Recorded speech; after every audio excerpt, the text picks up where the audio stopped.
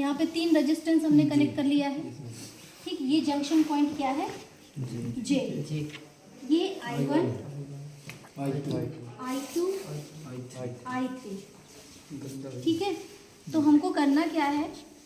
KCL है ये, Kirchhoff current law.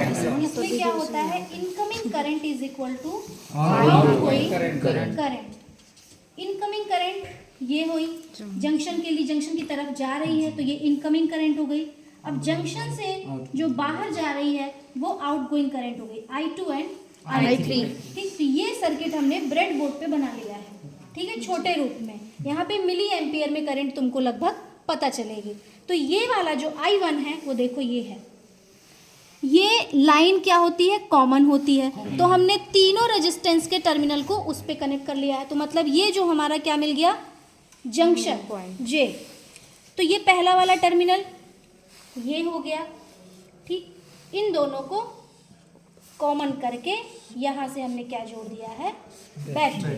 ठीक, अब यहाँ से सप्लाई देंगे तो ये करंट जंक्शन की ओर जाएगी और ये दोनों करंट जंक्शन से बाहर आएगी। तो बस वही है, हमने यहाँ सप्लाई दे दी, इनको कॉमन करके इस वाली बैटरी का सिरा यहाँ से जोड़ दिया। ठीक है, तो जंक्शन के लिए ये करंट इनकमिंग हो जाएगी इस डायरेक्शन में और आउटगोइंग इस टाइप से हो जाएगी। ठीक है, ये जंक्शन से बाहर की तरफ जाएगी। समझ में आ रहा सर्किट? अब इसका करंट नापते हैं।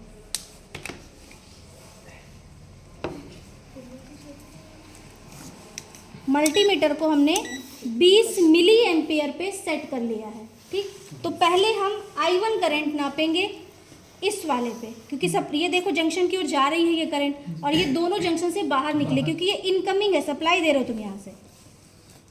तो इस वाले सिरे का करंट देखो,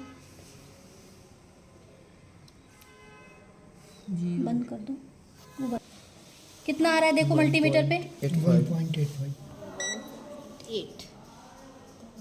1.85 मिली एम्पियर। ठीक है,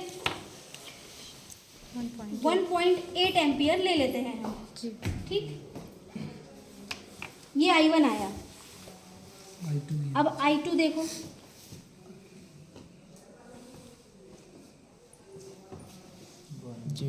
बानवे नहीं, 0.92 मिली एम्पियर।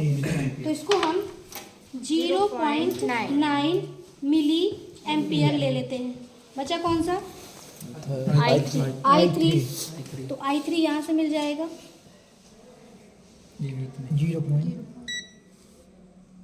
0.9 milli ampere. ठीक है, ये रीडिंग आ गई। अब क्या हो जाएगा? ये 9 दूनी 18, 1.8 एम्पियर इक्वल हो गया। Incoming current is equal to outgoing current. एक नियम कहता है कि जंक्शन की ओर आने वाली करंट और जंक्शन से बाहर जाने वाली करंट का बीजगणितीय योग 0 होता है। तो अब जब तुम इसको यहाँ लाओगे बराबर के इस साइड तो माइनस में आ जाएगा, तो क्या हो जाएगा? ये कैंसिल आउट, बीजगणितीय योग 0।